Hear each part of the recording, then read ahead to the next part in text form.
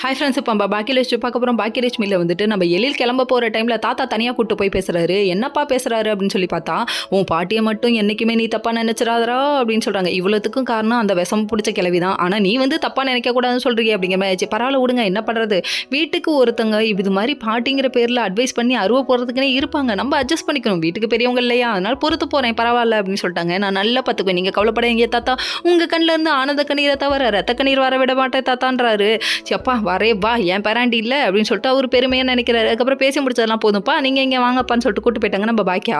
அதுக்கப்புறம் அதாவது நம்ம நிலா குட்டிக்காக பிடிச்ச ஸ்வீட் எல்லாம் எடுத்து பேக் பண்ணி கொடுத்து நிலாவுக்கு இதெல்லாம் கொடுங்கன்னு சொல்லிட்டு சொல்கிறாங்க. அதுக்கப்புறம் எல்லாத்தையும் ஒரு ஹக்கை போட்டுவிட்டு வரேன் அப்படின்னு சொல்லிட்டு குடும்பத்தை பார்த்து அப்படியே எங்கிருந்தாலும் வாழ்கன்னு டாட்டா காமிச்சு கிளம்புறாங்க. இதெல்லாம் ஒரு பக்கம் இருக்க, நம்ம கோபி ஒரு பக்கம் ட்ரிங்க்ஸ் பண்ணிட்டு யாருக்கிட்ட ராதிகாட்ட போயிட்டு புலம்புன்னு புலம்புறாரு. அதாவது நீ சொன்னதை நான் கேட்டிருக்கணும், இந்த குடும்பத்துக்கு என்னை பற்றி தெரியல, இந்த குடும்பம் எல்லாமே நன்றி கெட்ட குடும்பம் அப்படி இப்படின்னு பேச ஆரம்பிச்சிட்டாரு. இவ்வளோ நாள் வளசு கொட்டியிருப்பேன், ஆனால் அந்த குடும்பத்தில் யாரும் என்ன கண்டுக்கலையே சொல்லிட்டு துக்கம் தொண்டைக்குதேன்னு சொல்லிட்டாங்க. அது மட்டும் இல்லை, அந்த லேம்ப் போஸ்டர் இருக்கானே, லேம்ப் போஸ்டர் யாரோ ஒருத்தர் நினச்சி என்ன மன்னிச்சு விடுங்கன்னு சொல்கிறாரு, அவன்லாம் அப்படி சொல்கிறானே அப்படின்னு சொல்லிட்டு பேச ஆரம்பிச்சிட்டாங்க. அதுக்கப்புறம் இவங்க பேசுனதை நினச்சி உருகிட்டாங்க. யாருன்னு பார்க்குறீங்களா, நம்ம ராதிகா. வேணா ராதிகா, நம்பாதீங்க, சொன்னால் கேளுங்க, சொந்த செலவில் சூனியம் வைக்கிறீங்க அப்படிங்கிற மாதிரி தான் இருக்குது. அதாவது கோபி இப்போ எப்படி இருப்பார், மறுநாள் வேறு மாதிரி பேசுவார்னு உங்களுக்கு தெரியாதா, ஆனால் தெரியாமல் நீங்கள் இப்படி பண்ணுறீங்களே அப்படிங்கிற மாதிரி ஆயிடுச்சு. அதுக்கப்புறம் சமாதானம் ஆகிட்டாங்களாமா. சரி விடுங்க கோபி அப்படிங்கிறாங்களாமா.